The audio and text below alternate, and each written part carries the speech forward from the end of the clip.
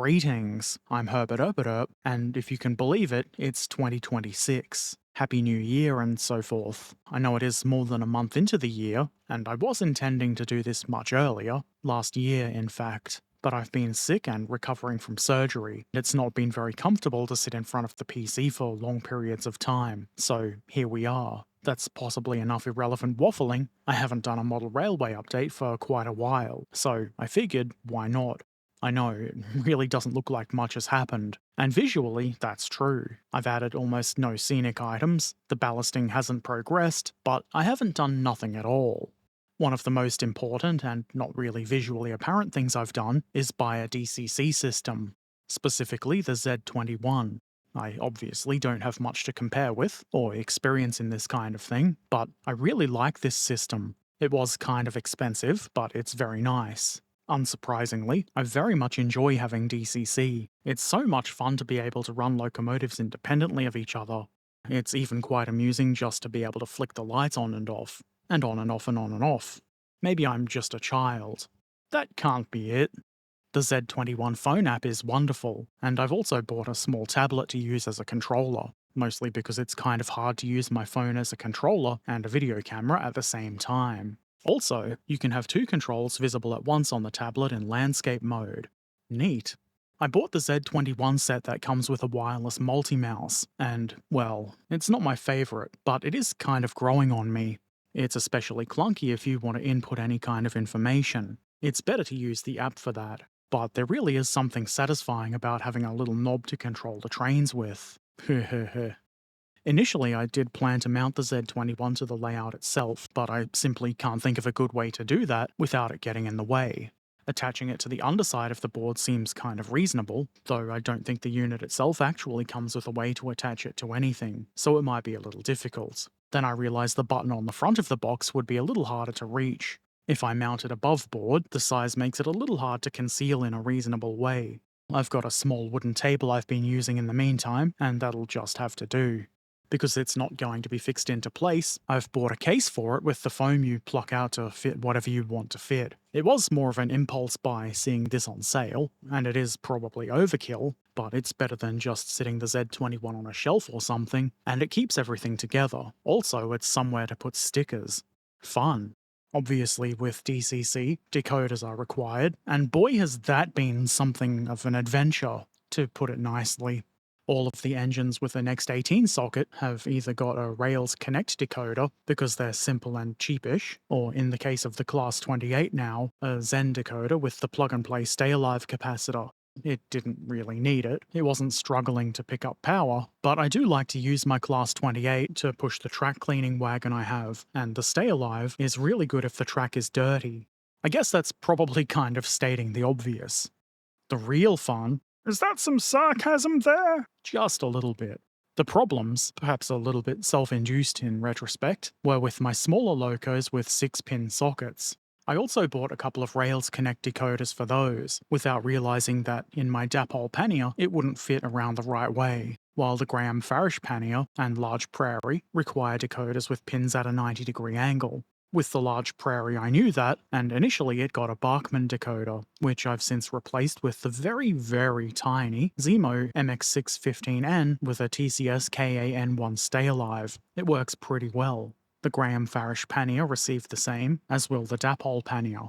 A big thank you to Jared at Buck and Bull Model Trains for soldering the wires onto the Zemos. That is absolutely something I could not have done. Speaking of wires, the Zemo decoders are the third that I tried. After realising the Rails Connect 6 pins wouldn't work, I bought some ESU Lock Pilot 5s with 90-degree pins. One of the mistakes I made was thinking the wires on those would facilitate easily adding stay-alives.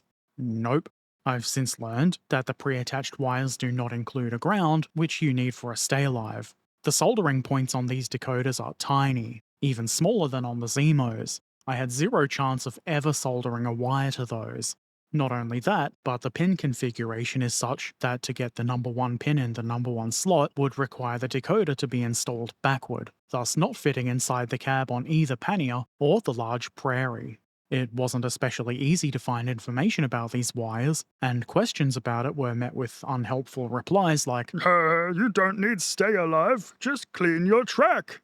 Good to know the hobby still has the same kind of tedious old so-and-sos that put me off as a kid. That's a waffling rant for another time. I did eventually find the information I wanted, which led me to realize that ESU decoders aren't what I wanted. So I got the Zemos, and I am really happy with them.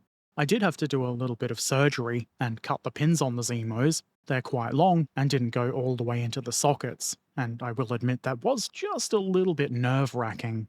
The trick is to hold the board end of the pin, the part you want to keep, in some pliers, so when you cut the pin, it doesn't move relative to the board. It's really not that scary, and now I've got some nice decoders with little stay-alives in my smaller engines.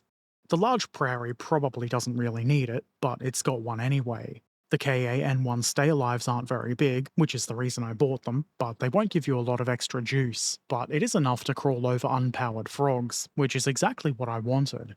Somewhat related, I got this DCC Concepts Cobalt Alpha Mimic board. I guess it counts as a decoder for lighting. I got this in a set for lighting structures, so it came with suitable LEDs, though I believe the original intent for these is signaling related. I'm sure, in fact I know, that others have done better videos about setting these up than I would, so I haven't done that. It seems like a good lighting solution to me. It has 12 addresses, each of which has 2 outputs. It will definitely work out cheaper than the just plug system I was considering using, with the added bonus of it needing less stuff crowding the underside of the layout. I did have one issue. I'd set the unit up to have 10 as the address, and the way to do this is quite simple, so I was sure I did it right. It didn't respond to number 10, so at first I thought it wasn't working. It turns out, even though it is set up correctly, it responds to 14 as the first address. So instead of 10 to 21, I have 14 to 25. I didn't have any special attachment to the number 10, so I can live with that. I'm not going to mess with it to try and figure it out.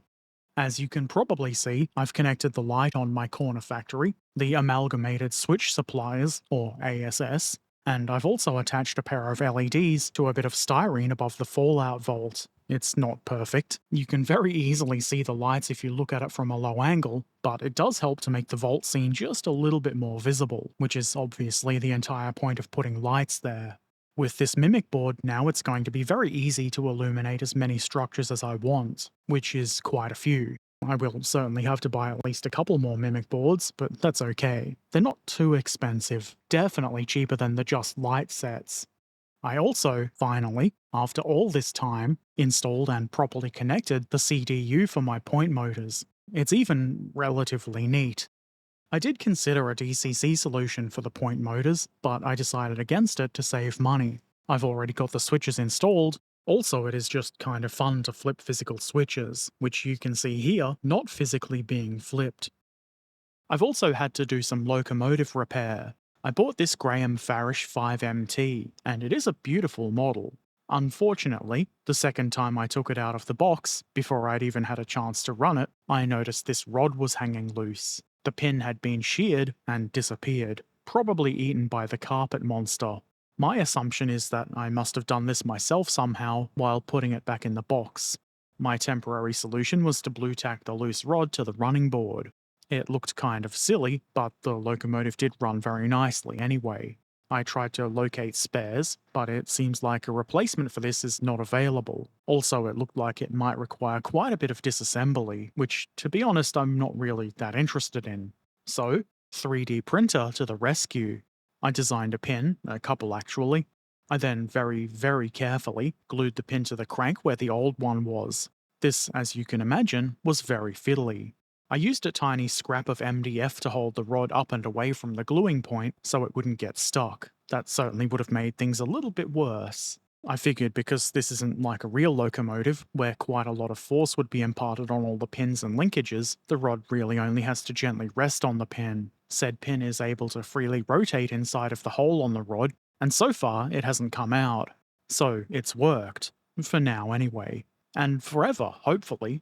It's not a visually perfect fix. It does look a bit obvious. Eventually I'll put some paint on there to try and disguise it, and it kind of looks like the crank might need to be moved a bit so the rod actually moves a bit more convincingly. I just don't really want to touch it. I used flexible superglue. Superglue is a fickle beast, and it's not really as strong as the word super would imply. so it probably will break fairly easily through handling. Therefore, extra care is probably in order when handling this engine. It's not fun to have to do this kind of repair, but at least now my expensive locomotive can run and isn't a paperweight. Moving right along, I never expected sewing to be part of this hobby, but it sure can be. My layout folds up. Well, it doesn't really fold, it comes apart, and that's not the point. It spends most of its time in the packed up configuration. I thought it would be a good idea to have a dust cover, an actual cover, instead of just tossing a sheet over it. Rather than trying to find somebody else with the skills to do so, I bought myself a cheap sewing machine and figured out how to use it, mostly thanks to YouTube. And with my newfound powers of sewing, I made my own cover. It's nothing overly complicated, it is effectively just a large bag, but it works. I will have to add a strap or something to the bottom to secure it, especially if it ever comes time to transport it to an exhibition, but for now it's quite effective. It was also satisfying to try something I'd never done before. Speaking of transport, to make moving the layout around a bit easier, I've added some wheels. It's nothing fancy, they're just some relatively cheap casters that I picked up at Bunnings. The local hardware, I guess, for non Australians. If you look at my baseboards, it's pretty obvious that I'm not especially good at woodwork or wheel work, so it is a bit dodgy, but the wheels haven't fallen off yet, which I think is pretty good, and it certainly makes moving the layout around by myself so much easier. Believe it or not, I have actually done a little bit of scenery work, a tiny bit, such as this scene here. In these shots, I'm umming and ahhing over where the pieces should go. I have actually painted the coaling stage, and you can probably see that here. There's even a video and everything. I'm especially happy with how the coal turned out on that. I figured the little head shunt I have here was the best location for a small coal and water scene rather than having them on the main line. Maybe there's a local shunter that makes use of it or something. I'm thinking maybe I'll model this area as a closed loco service depot or something like that. It's probably not a super realistic idea, but that's fine by me. I'm not really aiming for a perfect depiction of reality here anyway. I also intend to have a signal box just a little bit beyond the end of that piece of track, which has led me to think about point rodding. Not functional, of course, but I do think it would add a lot to the scene. It seems kind of hard to find point rodding kits in N scale. I have seen brass kits that are, if I recall correctly, intended to be functional, and I'm not really interested in that kind of precision modelling, I just want something that looks the part, though it might well be something I completely omit. This seems to be one of those things where if you ask about it online, you get super helpful responses like, "Read X book that's been out of print for 50 years and can't be found anywhere. Therein lies everything you need to know." But if by chance anybody has any information about a kit, or maybe a 3D printable version of some N-scale point rodding, let me know in the comments below. That would be very nice. I've also installed my first tunnel portal. The portal itself is from Nock. I cut some foam using a hot wire cutter, which is a really handy tool I wish I'd bought sooner. I cut some foam as close to the tunnel's shape as I could, and then I glued some Metcalf brick card on the inside. This is 00 scale grit stone or something like that, so these blocks are almost certainly out of scale and very inappropriate. I'm sure somebody will be very upset, but they look fine to me. This seemed significantly easier than trying to carve a brick texture into the foam, and much better than just painting it black, so for now I'm pretty happy with it. I've also installed some Nock walls. They look pretty close to matching with the tunnel portal, though I did have to cut them down a little bit so they'd be the same height as the lower section of the top of the tunnel portal. It looked a bit weird otherwise. You can also see in some of these pictures, amongst the cans that have been used for weights, I've installed some paving around the Amalgamated Switch Supplier, or ASS building, and I was also test fitting some 3D printed fencing, and I think I'll have to paint that up and install it before doing any ballasting on that corner. And there is of course the Fallout Vault scene, about which I did a video a little while ago, and well, that's about it for the scenery. Rest assured, I've been busy acquiring structures and other things that will get built eventually. I'm currently thinking about what's going to go above the tunnel portal and vault scene. Most likely some of these shallow relief buildings along the edge. I've also increased my locomotive and rolling stock collection significantly since I did any kind of an update. My latest locomotive being this delightful Graham Farish V2. It looks awesome, and it runs beautifully. I'm sure the rest of my locomotives have been in various videos I've made over the last few years, but here they are all at once. Surely this is an unrealistic mishmash of a collection, though if you know Herbert Erpaderp, that kind of thing is to be expected. I very much embrace the rule of cool, and all of these locomotives are cool, and they are all roughly from the same couple of eras. I figured I really should get a set of Thompson coaches to go with my V2. They look really nice, and I can't wait to run them. There certainly is a difference in colour between these and the Dapol Collet coaches, and I certainly prefer the way the Graham Farish version looks. This can probably be dealt with pretty easily with some weathering, which I will eventually get around to doing. It's not exactly a pressing concern, so I don't need to rush that. With these new coaches, I'd finally run out of space in my first storage box. I definitely won't be buying another one of those boxes. What a horrible experience that was. I purchased a box from an Australian manufacturer, Model Box. I would really like another box with angled slots like the first one, but they don't make one. It's okay. This box does the job very well. It's sturdy, and it should hold up for many years to come. The best part is that there was absolutely no hassles in buying it. They didn't even argue with me about sending a lid. What I'm getting at is I'm happy with both the purchasing experience and the box itself. Also, it's another good place for stickers. Stickers are fun. My collection of commemorative wagons has also grown. Most of these are World War II related, but there is also that 200 Years of Railways one, just for some variety. I do quite like these wagons. They're obviously not historically accurate, but they're interesting, and I do like that some of the proceeds go to charity. I also quite like that 3-axled guard van. I do find guard vans quite interesting in general, so my collection of those has grown a bit too. I still need more though. I finished these propeller wagons, Aero Wagons, I think is the name. These were finished at the end of 2025. These are 3D printed. Actually, it's one of the first 3D print projects I tried. They just took forever to get painted, but they're done now, and I think they look really good. I'll be making a video about them soon. Those iron minks behind them are also a recent acquisition. I simply couldn't resist the G-Forks gunpowder one. I've also started another 3D printing project, 16-ton mineral wagons, so you can load 16 tons and get another day older and deeper in debt. Cool. I've obviously already printed a couple, and you can see here I'm testing the first 3. They've got wheels from some of my old Pico wagons, on which I installed metal wheels. The rest, including couplings, is 3D printed. I will eventually do a video about these too. The last thing is, I think I've finally settled on a name for my model railway. North Haverbrook. It's a reference, and I do wonder how many of you will get it. It's not a real place, but by gum is it on the map. If you know where I've lifted that from, let me know in the comments. If you have any questions or comments, those can also go in the aptly named comment section.